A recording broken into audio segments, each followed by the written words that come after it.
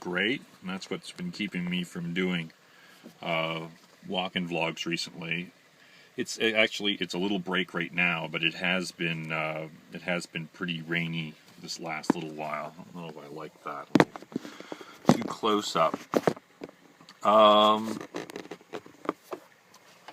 So, talking at length with this guy, I've been talking to him for about a month. He's a young Earth creationist, and he made some suggestion. I think it got started. He made some suggestion that all the fossils could be accounted for by the flood model, and so I bit, and so I went to my, I thought, slam dunk piece of evidence for an old Earth.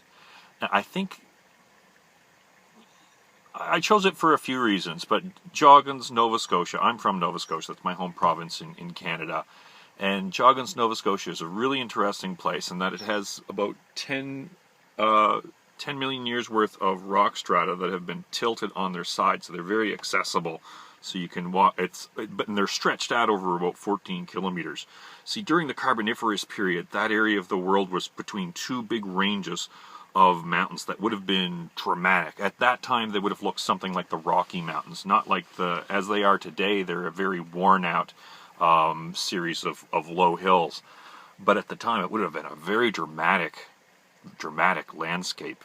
And it was subsiding too, so as it subsided, more and more layers of sediment came in on top of it. One of the things that make it unique and made it the subject of Lyell and Dawson later, one of the 19th century pioneering geologists who established the age of the Earth, one of the things that made it really, really a knockdown argument. Remember, they're the minority at that time. They're arguing with these people who are still taking seriously the catastrophe model to explain the geology of the Earth.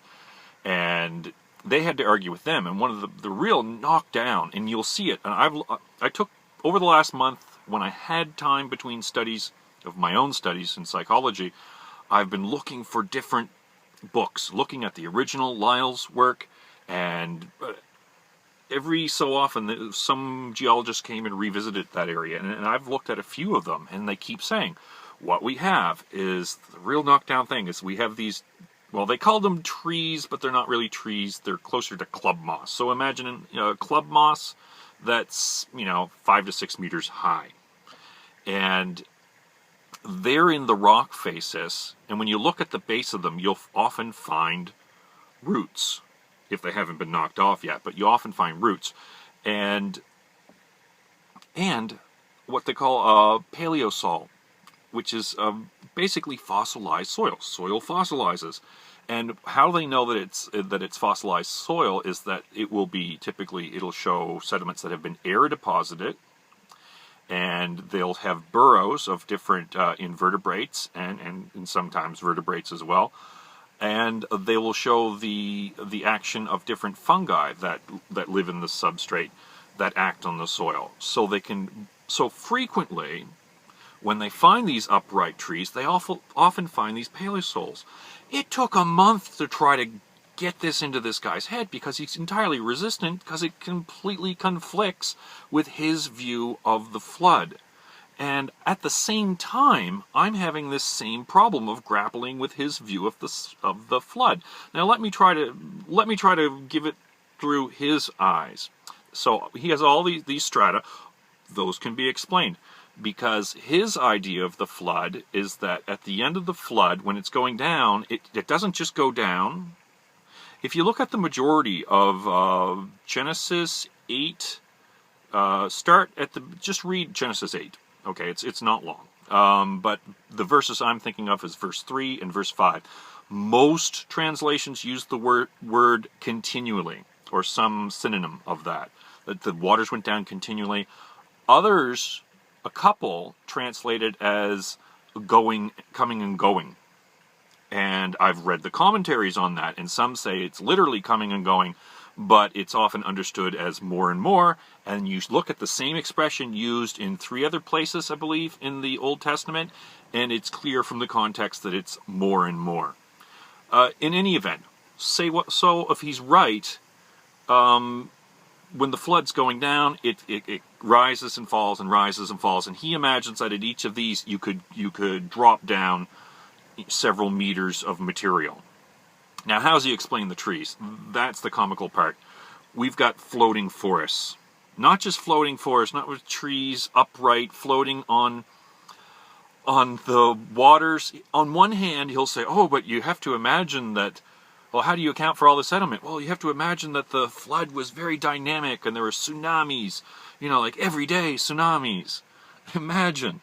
And hypercanes. That was... I might have heard that once before, but that was a mostly new word for me. Hypercanes. And so in the midst of tsunamis and hypercanes, you have floating forests. And not just floating forests, but I said, well, they found animal burrows in the substrates. Sometimes we're talking like invertebrates, mostly worms. The most common trace fossil at Joggins is little trails from worms working through substrate, either in an aqueous environment or on, a muddy environment on land. How's he explain those? In a couple occasions, we're talking like lizards and crabs and stuff like that. How's he explain those? Well, they just happen to climb up onto these floating forests. And if there was some soil accumulated there, because soil accumulates when you're being smashed about by tsunamis and hypercanes, and they burrowed through the soil to escape.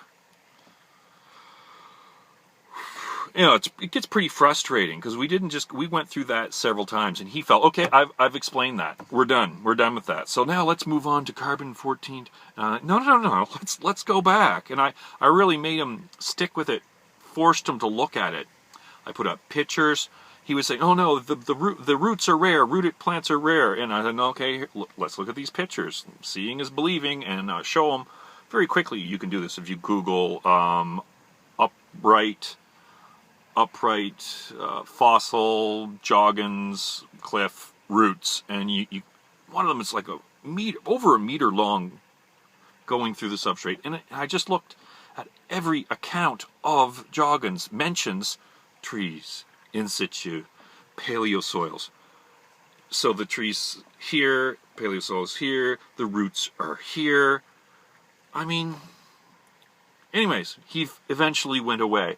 But we both had a hard time really grappling with each other's worldview, just because it was in such complete conflict with the other. So it's been a couple of days. He seems to have given up on the argument. If it's worth updating, I will. Anyways, 72 Daystar out.